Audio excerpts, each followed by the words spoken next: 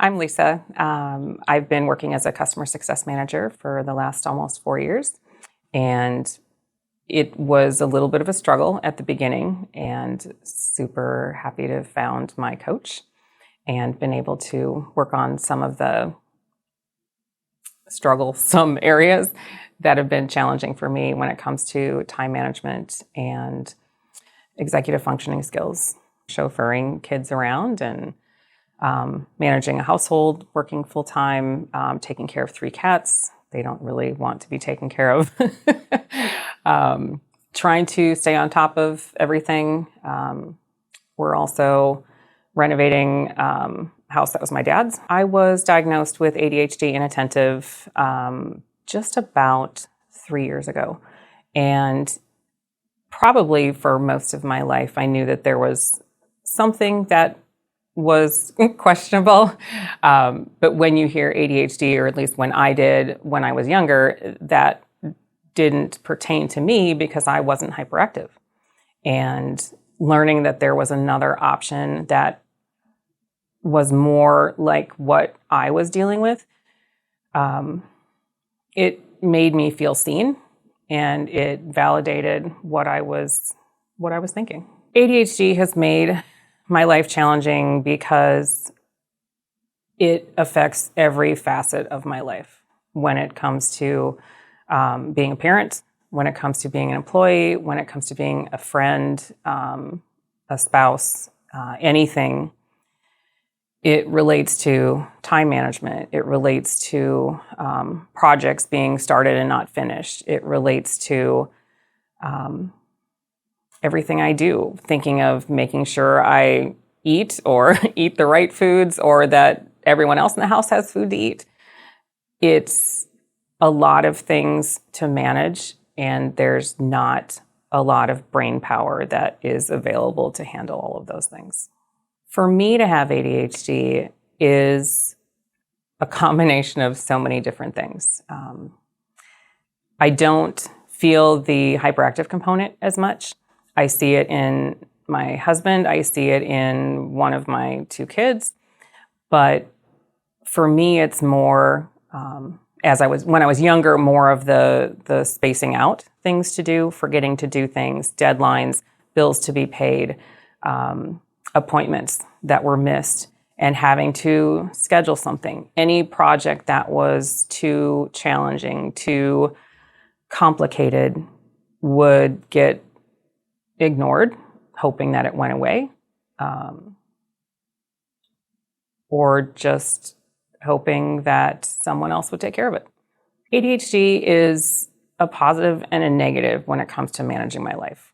So hyperfocus is amazing when it is done for the right reasons, or when it helps me achieve a particular goal. If I know that I have to finish a project or a paper and it's due the next day, and I may not have started it yet or have even looked at it, and I know that if I don't, there are going to be consequences, bad things will happen, or someone else is going to be in trouble for it, it motivates me to get working on it. And the joke was always that I did my best work, after midnight, but it's not always true. The negative thing is that it brings more stress on me, and pushing those deadlines and waiting for things to happen or hoping that things don't happen can be exhausting. When it comes to my family, ADHD affects all of us to some extent. I often joke that I'm the brains for everyone, which isn't true. Everyone has their own brain, but I'm the one that has to do the mental load. I have to remember the appointments. I have to schedule doctor's appointments. I have to remember, especially when the kids were younger, what was needed for school. Hoping that it wasn't, a week of celebrations where there's Dr. Seuss Day and there's Green Shirt Day. And if it's not on the calendar, it doesn't exist. If it's not in front of me on the refrigerator, it's not going to happen. So if there's a paper that came home with my son in his backpack, if he doesn't remember to get it to me, I'm not going to remember to check his backpack. I'm not going to remember to sign the slip. He might miss going on a field trip, or he might miss not being part of a speech tournament because I didn't do something. So feels like it's my responsibility to do a lot of the things, even though it isn't. I just have to coordinate everything. ADHD has made work a real challenge on many days. When starting a more technical role recently, it became almost a non-starter some days, where I couldn't even begin my list of to-dos because there was one that was so daunting, a customer that I hadn't contacted in weeks, or maybe a project that I needed to finish that was overdue, or needed to reach out to another team to get an answer. And those would be hanging in the back of my head and almost clouding my judgment to do anything else. And it took some time working with my coach to realize that it's okay to just start one thing to take. And, so I have 25 phone calls to make. Start with 5. Start with 1. Just break it down into little manageable bits and pieces until I can get out of bed, or until I can press send on the email. I mean, just break it down into really tiny pieces, or do something else. Go meditate for 5 minutes. Go grab a snack. Go do something else until the brain fog clears, or until I feel able to focus. I don't think anyone who doesn't have ADHD can completely understand what it's like to have ADHD. Obviously, there's different levels and different variations and different struggles that people have. But as I see and talk with more people that have ADHD, there's almost a camaraderie between, oh, really? You have that too? Or, a Facebook group that talks about some of the challenges that we have. Wow, I just thought that was me. I thought it was a quirk. I thought it was something wrong with me. But now I know that it's just my brain not functioning correctly. And there are ways to kind of reboot it, to train myself how to, I don't want to say how to do things correctly, but how to function more like a neurotypical. I think one of the most important takeaways from ADHD coaching is that not only is it my responsibility, but other people can help with the responsibilities. I can use what I learn working with my coach to encourage my kids or my husband. Like, hey, I was talking with my coach today, and she mentioned that when it comes to getting started with something that's really challenging, she's like, just try it. Do 5 minutes, or maybe do the most scariest thing first, or do the least scariest thing. Get that quick win, get that little hit of dopamine, do something that makes you feel good about yourself, and then deal with the challenging things. That's actually worked really well with my 17-year-old daughter. Without my ADHD coach, I would not know to advocate for myself. I would not know that it's something that can be worked on. It's something that can be improved, but also that it is a disability, but it can also be a superpower. And it needs to be, what's the word I'm looking for? Words are hard sometimes. It can be a superpower, but it can also be a challenge, but it can also be a way to communicate with other people. So there are other people like me. We have an employee resource group at work that is for neurodiverse people. And I just thought it was something that I didn't do right, or something that I didn't do well. And it's just who I am. And ADHD coaching has made me more comfortable about myself and allowed me to be comfortable with what I can and can't do, but know that I can continue to work on it. Life before coaching was so boring. It was chaotic. It is still sometimes chaotic, but I also know that there are ways to work on it. I used to think that, okay, all right, so I'm going to be one of those paper planner people. Well, that's great sometimes. And then when work requires you to use Outlook or requires you to use another, G Suite calendar, something like that, do you do both? How many tools do you have? Well, I'm the kind of person that's like, oh, let's try this. Oh, it didn't quite work. Well, let's try this. Let's try something different.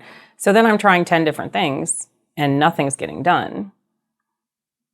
So I think one of the things that I've learned is to think about what is the best way that I learn and find the tool that's appropriate for what I need to do and not try to do all the things.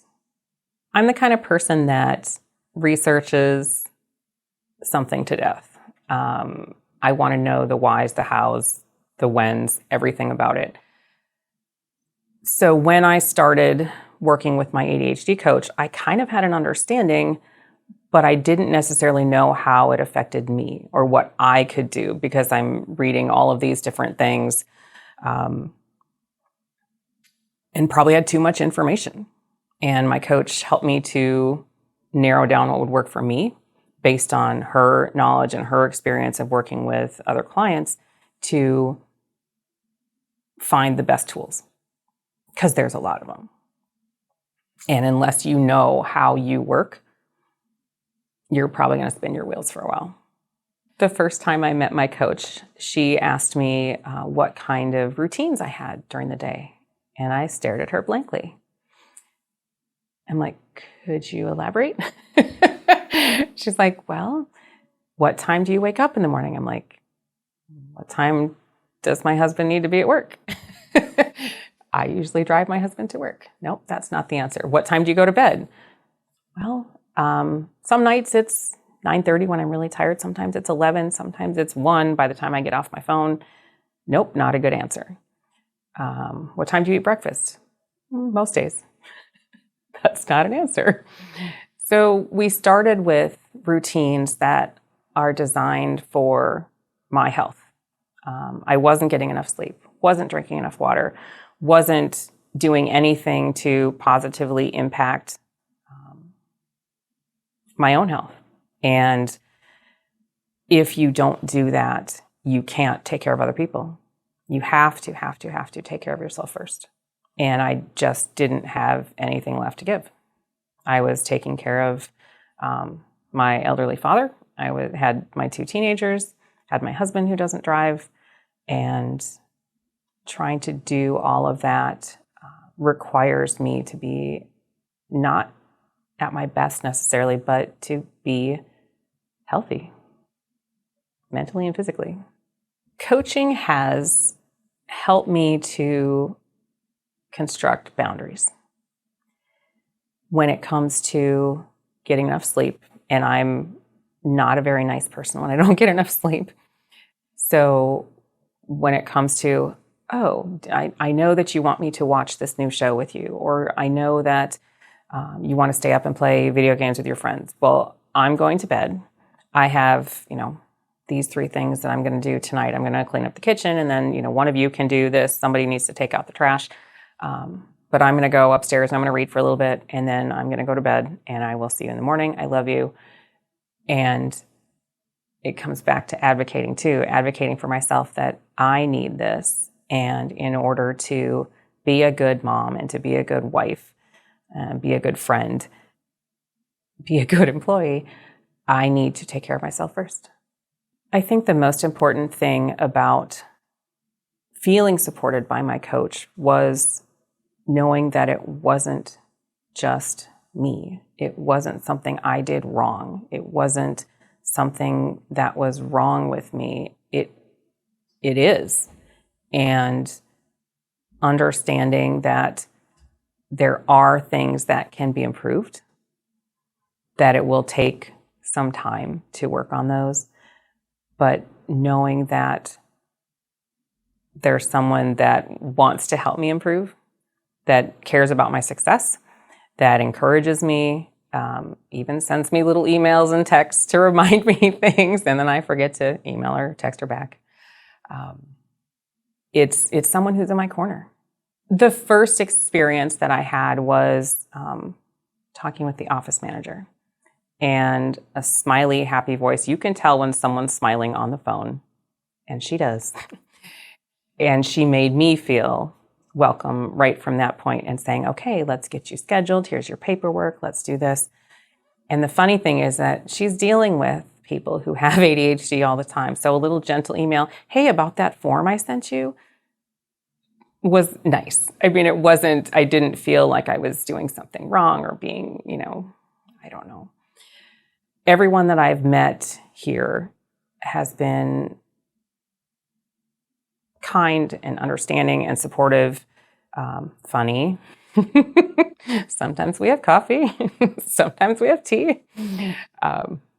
It's a really welcoming place, and that means a lot to me. I think that I'm most proud of being resilient in some of the things that I've dealt with. Without my ADHD coach, I probably wouldn't be where I am right now. I would not be as successful, because it kind of gave me not just a kick in the butt, but a supportive ear to listen to. I joke that she's my therapist. She's one of my therapists. But in addition to, a therapist that you talk to about your issues, or your primary care doctor, or your best friend, an ADHD coach sees who you are kind of through your front that we all have, most of us, and tells you that, you're doing things okay, you're doing things right, you're not a failure, you're not, this is normal, that you're not the only one like this. So I think I'm proud of the strides that I've made in my role at work. I felt pretty confident in my improvement in my performance, and I wouldn't be here without my coach. I would have told my young self that there are ways to lessen the struggle. There are ways to improve the situation. Don't get down on yourself. There are people who can help you, or even to reach out. I was that kid who was like, I'll figure it out myself. I'll get this done. I'll whatever. My dad was a guidance counselor, and we talked about things pretty openly, but when you struggle in school, like, okay, let's get you a tutor, or let's get you to talk with the teacher, and let's learn how to do this. I think at a certain point, I forgot about that. I forgot about asking for help, or didn't feel confident to ask for help. And having an ADHD coach reminds me that there's always someone there who can support you, who can help you work through something, and that it is okay to ask for help, because there are times when, I'm embarrassed to, or I don't want somebody to know I don't know how to do something.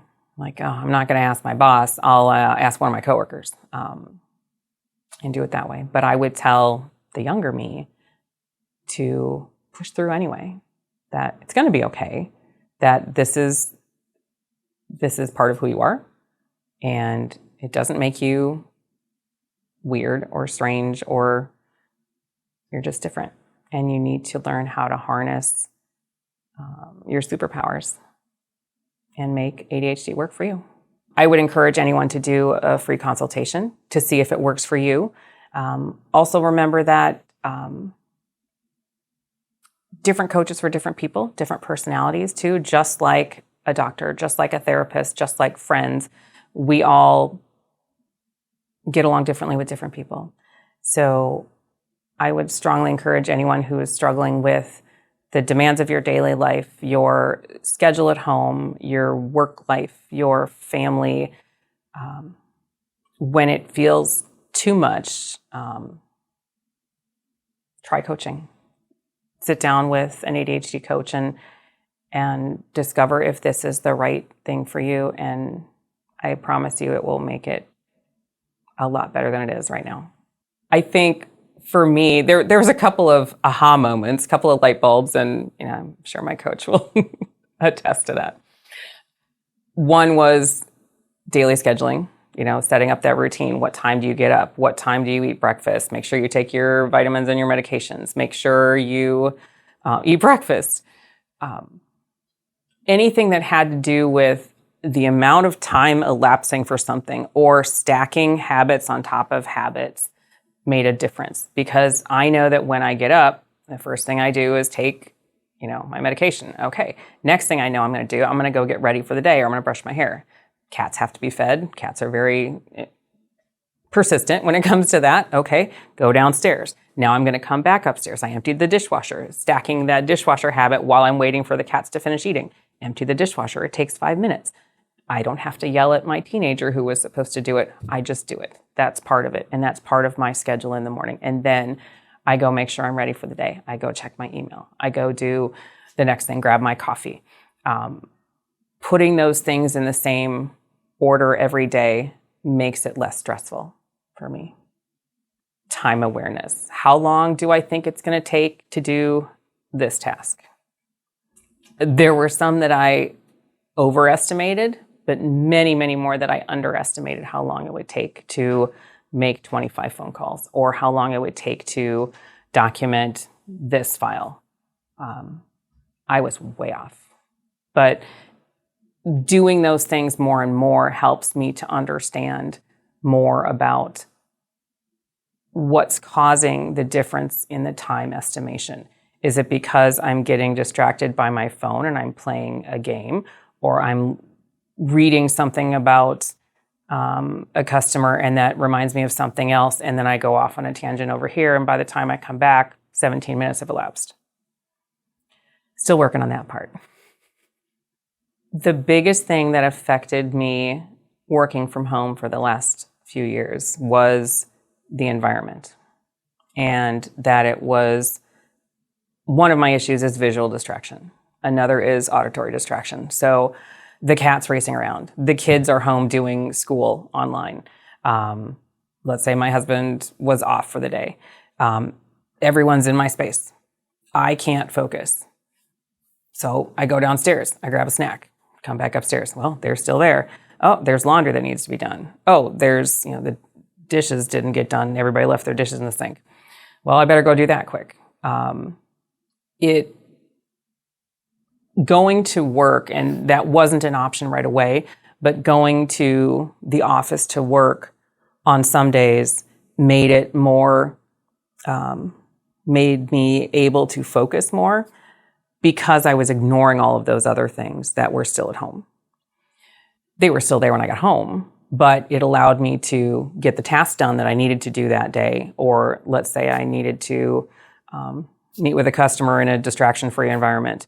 That made more sense to go to work and sit in a cubicle, sit in an office and do that without having all of the extraneous noises at home.